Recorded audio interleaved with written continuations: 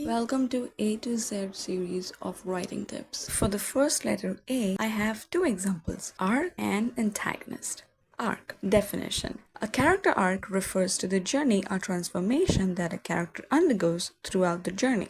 Important. Character arc add depth, dimension to your character, making them more relatable and engaging for readers. There are three types of character arc: positive arc, negative arc, and flat arc. Positive arc. The character starts in a negative place but grows and changes positively. Negative arc.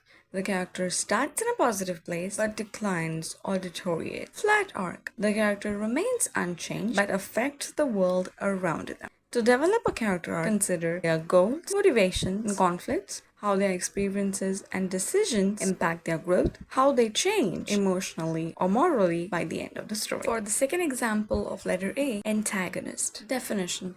The antagonist is the character or force that opposes the protagonist, creating conflicts and driving the plot forward. There are various types: human antagonist, environmental antagonist, internal antagonist. Human antagonist, a character with goals conflicting with the protagonist. Environmental antagonist, natural or environmental forces that pose a challenge. Internal antagonist, a character's own flaws, fears, or doubts. See you in the next letter B.